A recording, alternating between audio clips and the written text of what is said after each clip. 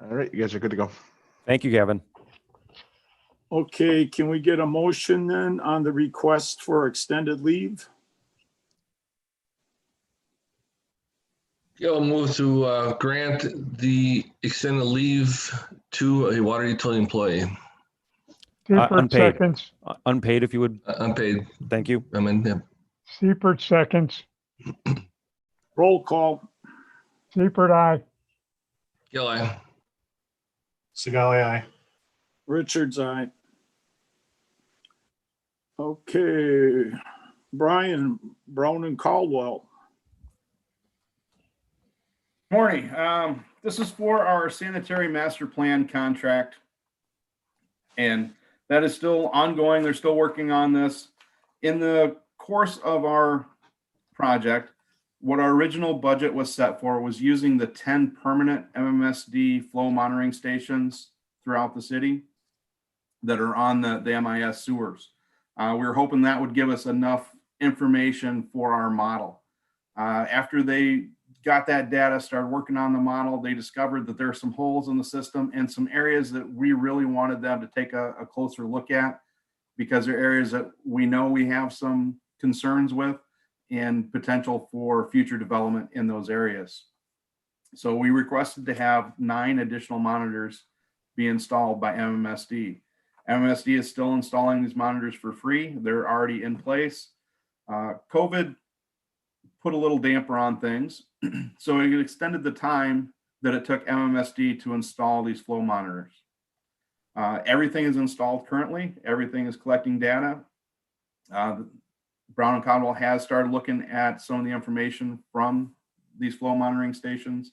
But since they only were looking at the original 10 permanent stations, we have 9 additional ones. They're recalibrating the model. So more time, more effort on their part to get a better model for the system. So their request is for roughly $20,000 being added on to the contract for this additional monitoring, and additional 4 months for the time that was lost waiting on MMSD to get the flow monitoring stations installed in the sanitary manholes.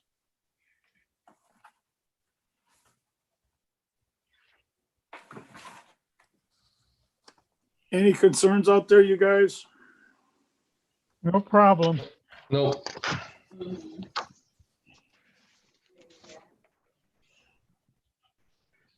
Bob, any concerns? Nope. Yeah, seems reasonable. Hello?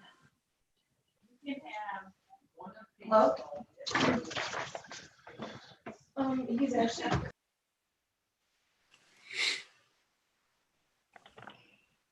Do we need a motion? Yes, sir. Seifert makes a motion to award the contract to Brown and Cadwell agreement.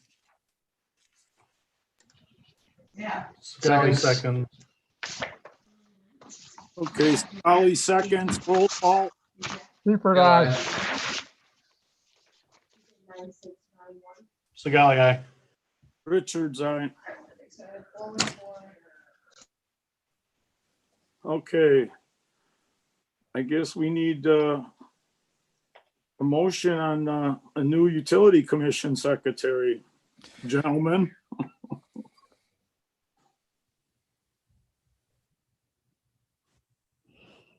Don't hurt yourself.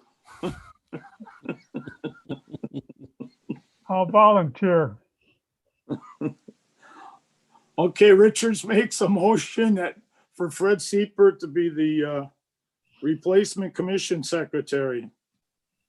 Sigali, seconds. Any concerns? None. Roll call. Seifert abstains. No, Seifert, aye. Gill's, aye. Sigali, aye. Richards, aye. Good job, Fred. Thanks. I just wanted to keep the minute, the minutes going on the program. All right. Darren, annual CMAR report and grade. Yep, the annual CMAR report. Oh, there it is on your screen. So this is basically the DNR checking up how we're doing on our sanitary collection system. Once again, we have scored an A. There's a couple of notes on there.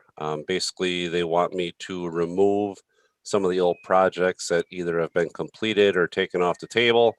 I know that going forward, this is kind of a first year for me doing this. Made it through, got the grade we wanted.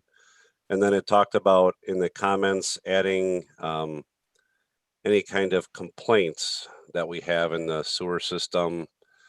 The complaints that we get are typically a sewer backup, and it is not from a problem with our main.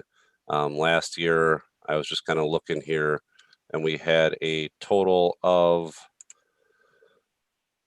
19 complaints last year. And out of those 19, 15 of them were a sewer backup where our main was fine. A couple of them was a sewer smell. So things like that. So I can add the complaints to them if that's what they want to see. And it shouldn't affect our grade at all because our system has been working fine. Yeah, it won't affect the grade. It's just gonna turn around and give them some confidence level that we don't have any major infrastructure issues. Yeah, Andy does a good job of keeping our system intact. Super. Okay. Partnership awards. So there's nothing in your packet, but the Partnership for Safe Water on the treatment plant side has awarded us the 5-year President's Award. So that means that we've been able to establish or maintain the requirements for the President's Award for the last 5 years in a row. President's Award is numerical, so we need to achieve certain standards numerically. It doesn't describe that we're fully optimized yet. We have a ways to go there, but it does mean that we're hitting all of the stringent numerical goals and have done that for 5 years in a row. So that's that one. A fantastic achievement for sure on that. The second one, the Partnership for Safe Water 5-year Directors Award, that's for the distribution system. The Directors Award means that our self-assessment is complete and we've been working on our action plan to achieve, well, next the President's Award, but to achieve status of fully optimized. Of course, we haven't had a meeting on that with our team in a while due to the COVID things and others, but it's still very, very good. The one thing that I'm quite happy about actually on the distribution side, if you remember, we had our disinfection byproducts violation due to the DNR selecting a site and we were told what site to sample. It didn't represent our water, and we had just insanely high disinfection byproduct result in that particular line. It was a private lateral. We've since had that site moved, but because of that and because of the high report, that's a violation. So we sent out notices. We had it in our CCR that went out to all customers describing it, what we did, that sort of thing. That lingers because it's a locational annual running average. So it runs for a year, for a 12-month period. So we have to wait until we get out of that. So effectively for two partnership years, we had that violation on the books. That's enough to say you're out of the award status. We sent in our explanation. I've talked with the partnership folks numerous times on this, as this is really out of our control. It didn't sample our water. They finally, through this award, have agreed that we can still maintain the status of the award. So I was very happy to be able to maintain that as well. Now you're becoming a politician. Oh, I hate that. No offense, Ken. Good job, sir. Good for the whole team. Yes, we'll keep working on optimizing both treatment plant and distribution. Okay. Brian, the Jewel Street lift station. Paying some bills. This is a progress payment number 5. $166,853.05. This is close to being the final payment. The sewer is in operation. They're working on restoration out there and hope to have that wrapped up here by the end of this month. The lift station has been abandoned. It is no longer there. The air release valves have been abandoned on Howell, and sewer is running by gravity to College Avenue. So kind of a good project to have completed here. Yeah, it's not all that often that we get to put these lift stations to bed, that's for sure. So what are we down to, 4 now? Two Two, left. Wow. Clement and Garden. Where are the two, Brian? Clement and Garden. Good job. Voucher approvals. We got any? Sigali moves to approve. We got to move to approve I think the project payment probably deal. Oh, yes. Oh, Get so, yeah. Give him some money. Motion to approve the project payment for Jewel. Seifert seconds. Roll call. Seifert, aye. Yeah, Sigali, aye. Richards, aye. Vouchers. Invoices.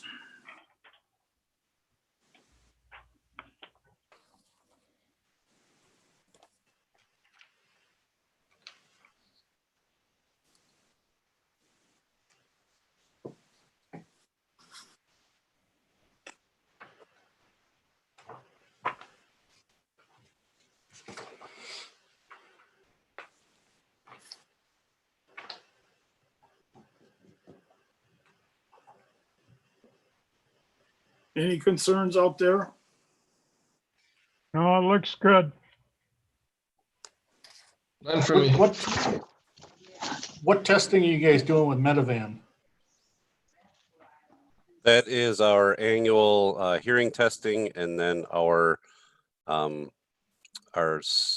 fit testing for our respirator Respirators? masks that we wear. Yep. Okay.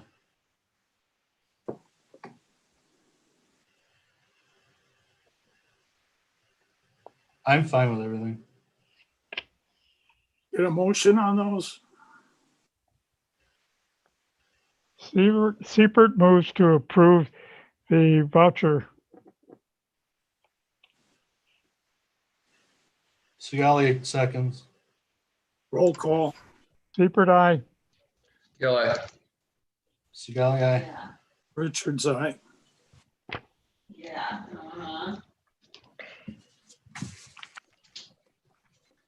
Okay, Brian, is that your nickel here? Oh, You got- aldermanic report. Oh, yeah. Ken, aldermanic report? Yeah, thanks, Dale. City is currently heavy into the budgeting process for next year. We really were in a fairly enviable position this year. Our net new growth was pretty extraordinary. It gave us quite a bit of flexibility, and despite the impact on ag business activity from the COVID situation. So we were actually able to add a couple bodies this year. Police and fire each getting at least one. Dispatch with looks like a mid-year potential add.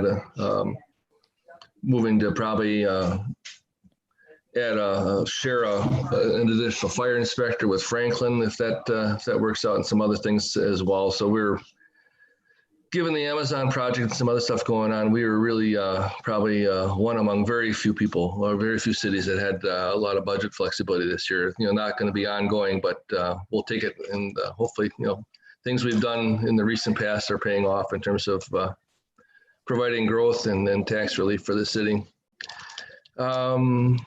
Lakefront, we had the group from F Street, Matt Rinkus firm in closed session this past Tuesday evening to give us the most recent iteration of their lakefront concept. Fairly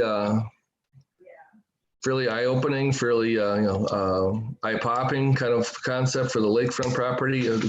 Dave Berkey's property and the city property on budding the Lake Vista Park. So Andrew is in the midst of trying to get a response to their financial proposal together, and still moving on that path. But if this is a project that we love to pull off, this is it really would be an addition, probably relatively unique in Wisconsin in terms of its concept, and if we can get it together and make the numbers work. So we'll know that probably in the next month or two how that's going to shake out. You saw the activity on 13th and John Schleter's property just north of Steinhoffels has got a little bit of a planning and zoning issue going on there. He has a proposed tenant there, light manufacturing. They're wrestling with, given the fact that the new comp plan was just approved, that the fact that he is back within 6 months asking for a comp plan and zoning change on that property has given some people some pause. So they're wrestling with that. Fred can probably attest to that.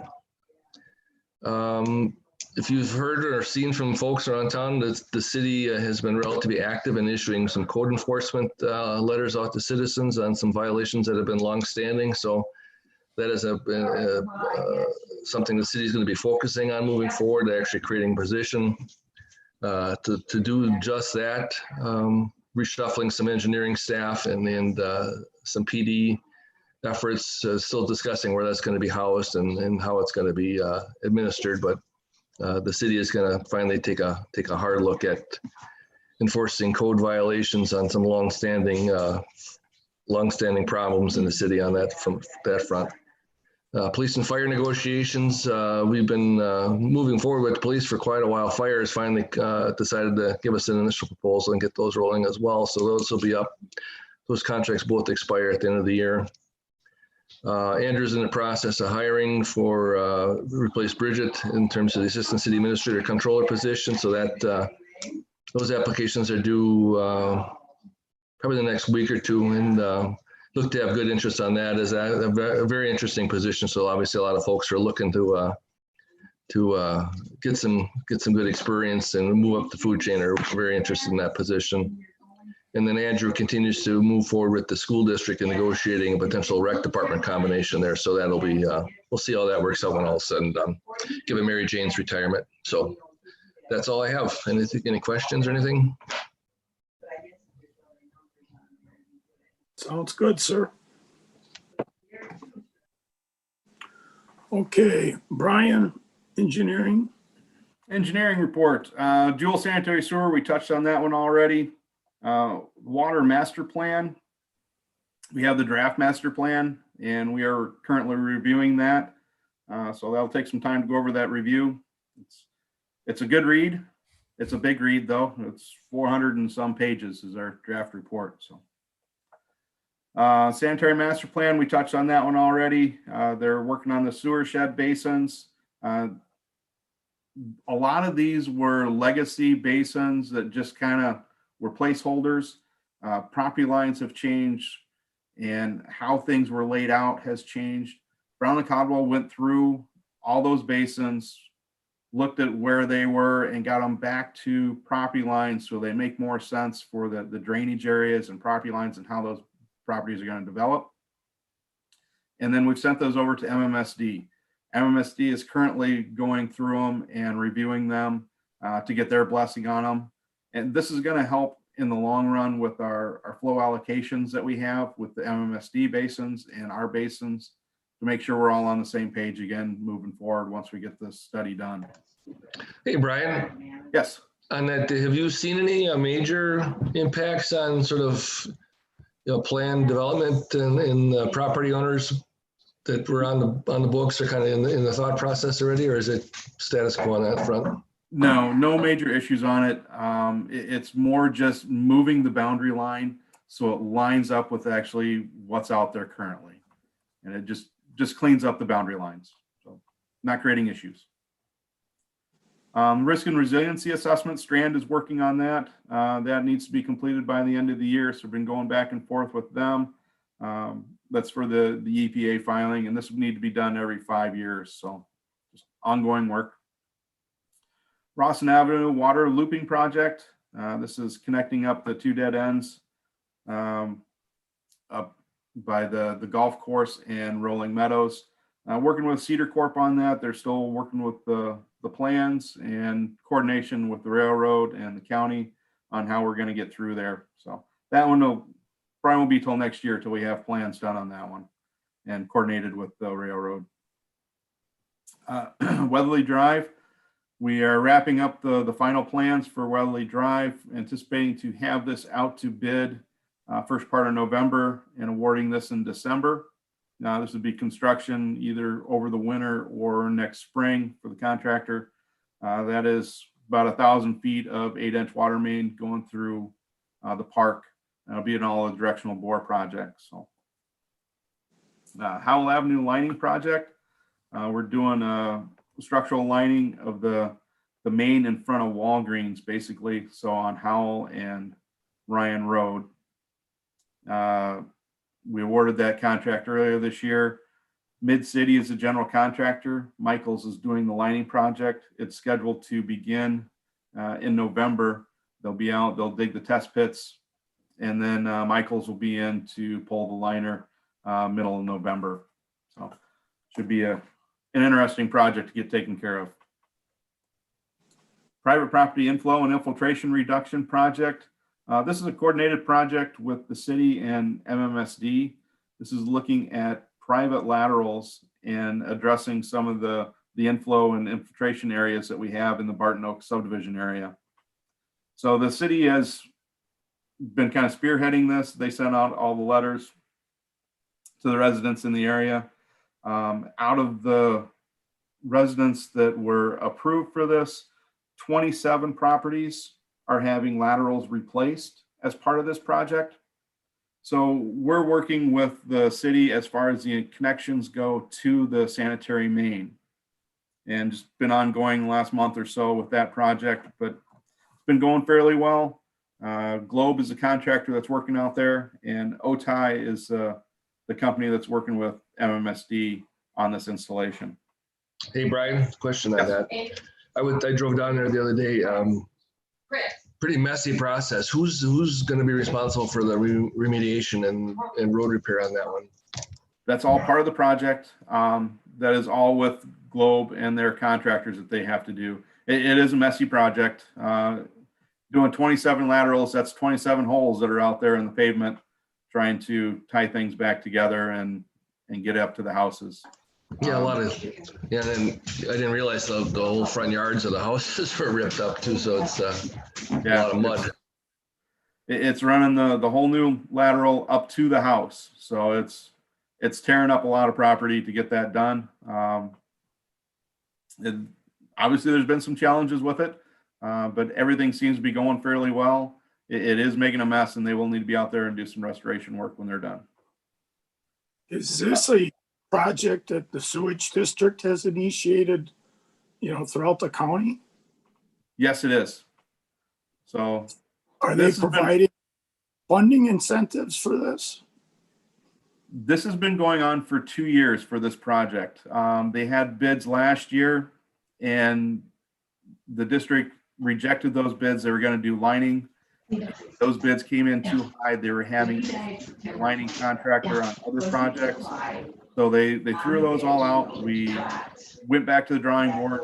This is a replacement, so that's why it's a bigger mess than just doing a lining, because now you're relaying that whole lateral through the front yard. The city fronts this money, and then the district reimburses them out of the fees that they get from the city. So we're getting our money back. Good deal. I'm just glad that the city pounced on this to make this happen, because this is, you talk about code enforcement. Most municipalities run in the other direction when it comes down to fighting property owners on their responsibilities on sewer laterals. I think this will be the first of many projects to come. So there's more areas to look at. Oh yeah, that's for sure. Hey, Brian, just off the top, do you know the 27 who chose? What's the percentage of participation in that one? All 27. They sent it out to the whole subdivision, and I want to say that there was upper 30s, low 40s for the subdivision that they sent out. So Is there a logical reason not to have done this other than you don't want people messing with your house? Or, that was one of them. People didn't want government inside their house. So they didn't want to have the camera coming through and seeing everything. The other one was they didn't have an issue with their lateral. So when they cambered their lateral, it looked good. oh, okay. They were eliminated from the project. So we're down to 27 that had concerns. And this is Development just- projects. Just for Bob's standpoint, he knows, if he knows, this is the area that has the coal dust issue is this neighborhood. It's the same part of the city. Yeah, just east of 32. Right. Yep. Yeah. Yeah, it's 3rd Avenue, Barton, Alton, and Studio are the roads that are getting worked on. So development projects, Highgate, they are completed out there. We're working on punch list items. That's on the corner of 13th and Drexel. Along with that, Hub 13, which is just north of that project. The sanitary main is completed and tested. They got some punch list items. And then just last week, they got the connection made to Highgate. So our main is now connected up and loops through both those projects. Orchard Hills still have some punch list items to go out there. They're wrapping up on their last building out there. There's, I believe, 12 apartment buildings on that site. Rawson Business Park, still have a couple punch list items remaining on that one. The high school, we're working on a hold harmless agreement. With their PAC project, they installed a light base that is in the sanitary sewer easement. So their base is between our sanitary sewer and our storm sewer. So if we have to get in there and do any work, could be an issue. Ask for a hold harmless agreement. So if we do have to do something, we can take that light down without having to go through a bunch of attorneys to get that done. And then we're not responsible for replacement of that light or damage to that light if anything breaks or fractures on the storm sewers. Creekside Crossing, they have started work on that site. This is the one south of IKEA. Sanitary and water main are installed on the east-west leg, so that's where the new signal is on IKEA Way. And that goes into the site, and then they're currently working on the connections on Drexel. So there's sanitary and water connections on Drexel that'll run north into the site, and that's what's causing the mess over there, and the road construction is for that development. Cedar Hill School installed new sanitary lateral, and the post office site has completed all their punch list items. We did have a new issue that popped up on the post office site. They are installing a gate on top of our water main out there in the easement. So we're working through some issues with them, and federal government is so much fun to work with. We'll see where that goes.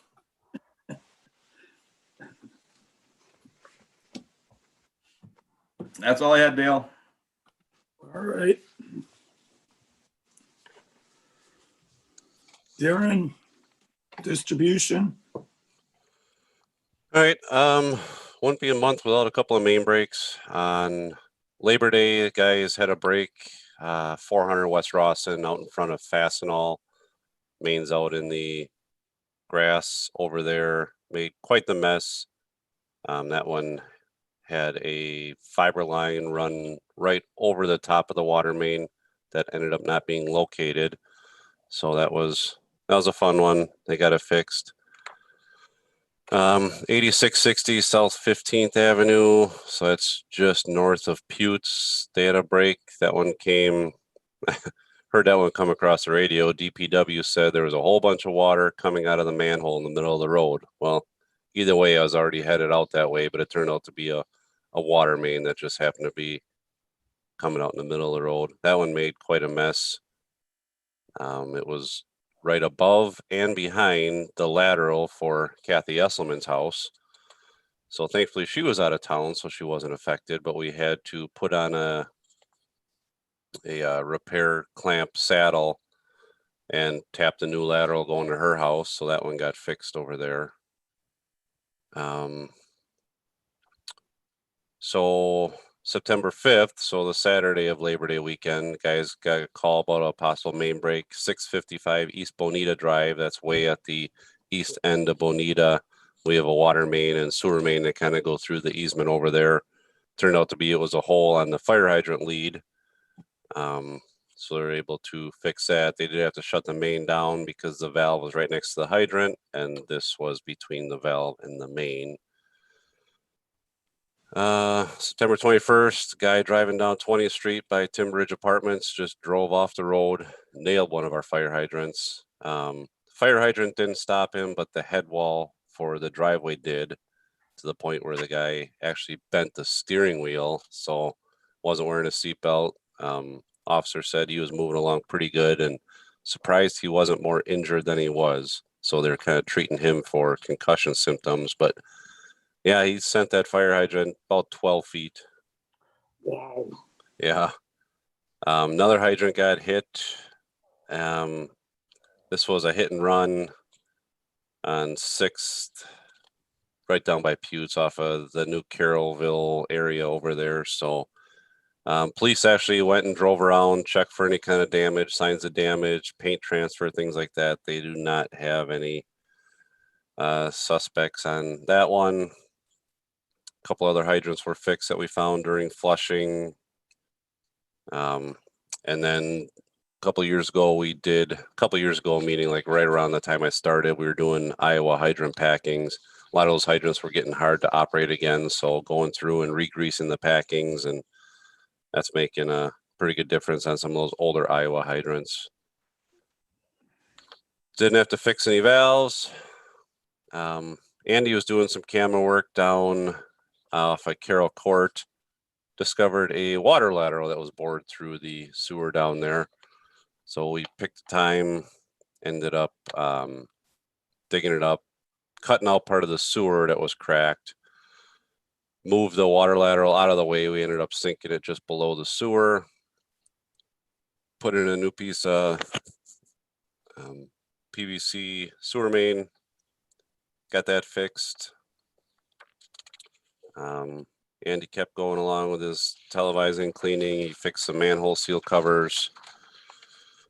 Finally got done with our annual flushing. We did everything but 10th and 6th in Marquette in the month of September, and we finished that one up the first weekend in October.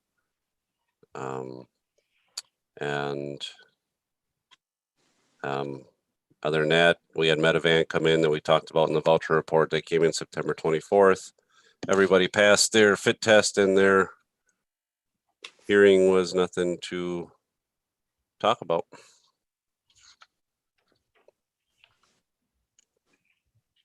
That's all I got.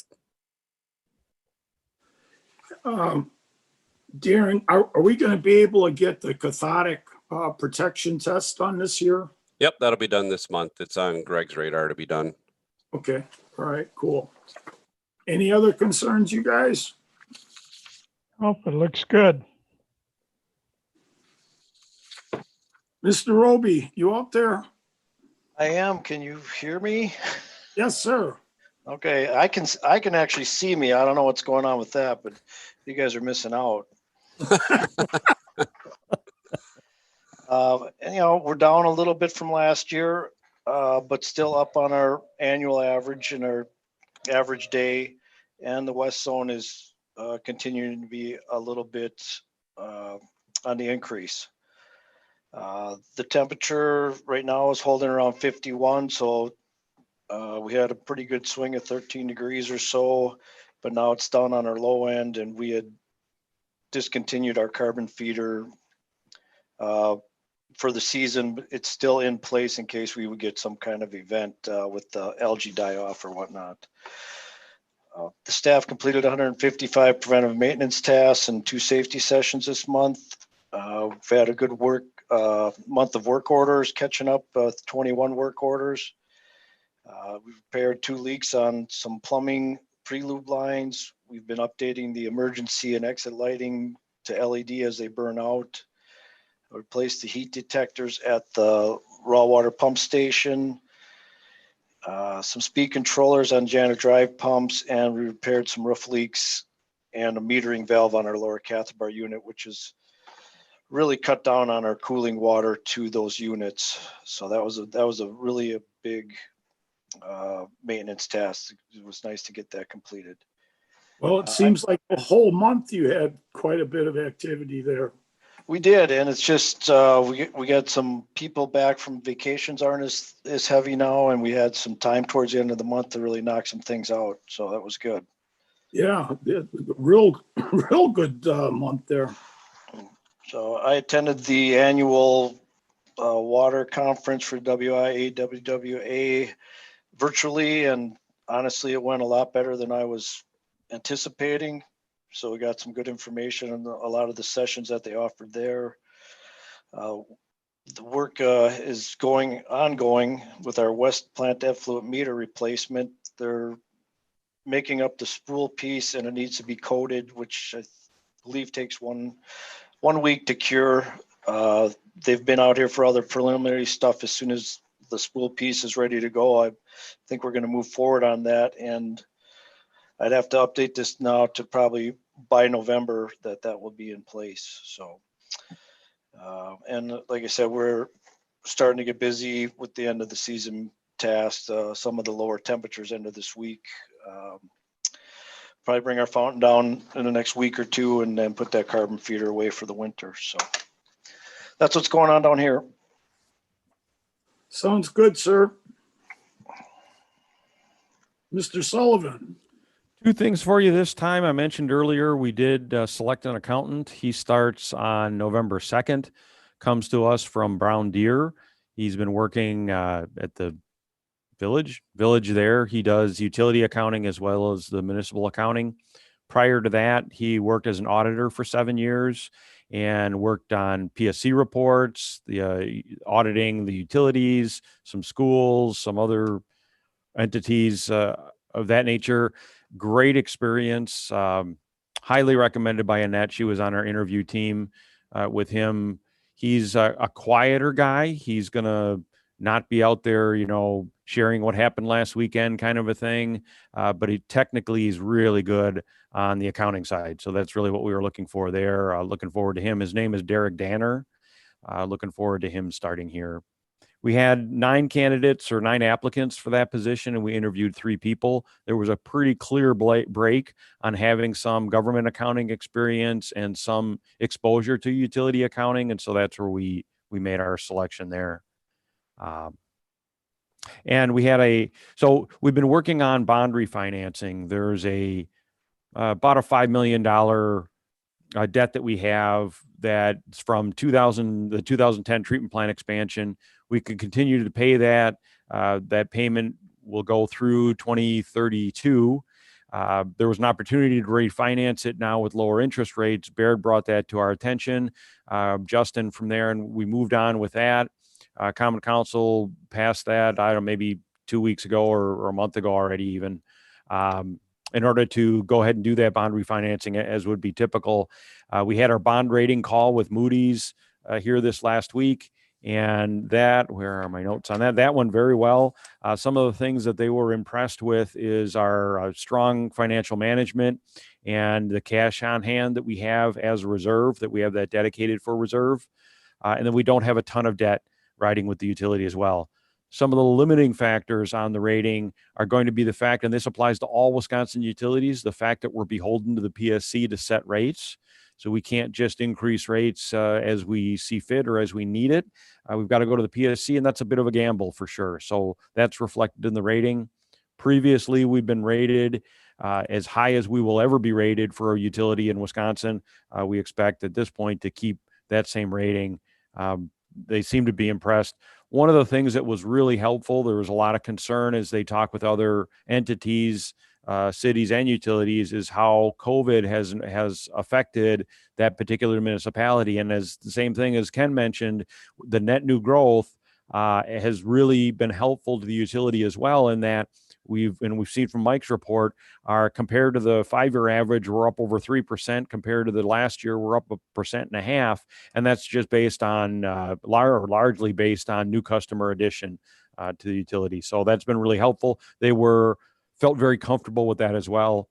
Of course, they always bring up in every rating call the fact that we've got this large contract with We Energies, by far our largest customer, single customer, and it's a never-ending contract with a minimum clause to it. So it's a great lock-in guaranteed revenue for the utility as well, and that always makes the bond raters happy. So that went really, really well. Next week, Monday, they'll have their press release and their report that we'll be able to review during that day.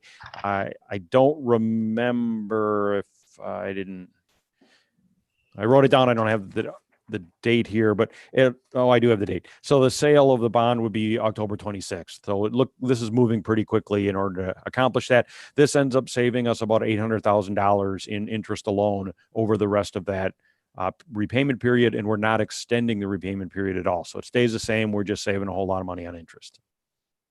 Great. Mike, can I ask, relative to the range for Annette's position, where did you have to bring Derek in at? The bottom of the range. I think it's 92 something, but it was at the bottom. Oh, and he was happy with that? He was happy with that. Yeah. The only thing he really was concerned about is the PTO time. And so as per usual, we gave him 4 years of credit for previous experience. Okay, good. Sounds like you got a good candidate with good experience. Yeah, very definitely. Talked with his references. They're glowing. One of the references happened to be Tom Nenig. Tom Nenig works for City Water. Tom has also done some engineering work for us since 2003. Over the years, Tom's firm, City Water, is a contract operator for Brown Deer's water utility and a couple others up there. Tom had glowing remarks about Derek as well. Kind of reiterated the introvertedness of Derek, but not being a problem, but just indicated that that's the type of guy he is. And yeah, he's indicated that there's some strife going on up there. It's a difficult work environment. So perhaps Derek was motivated by that to look someplace else. Sounds great.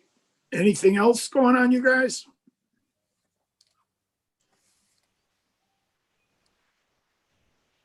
Nothing here.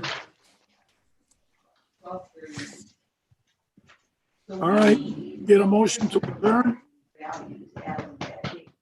That transaction recorded. Move to adjourn. Yeah. Yeah, we'll second. So Nikki gives us. Roll call. Eli. Sigali, aye. Where's Fred? You drop off? Okay, Richard's aye. Motion adjourned. I don't see Fred anymore. Yeah, Fred must have dropped off. See you guys. All right, take care. Bye. See you next month.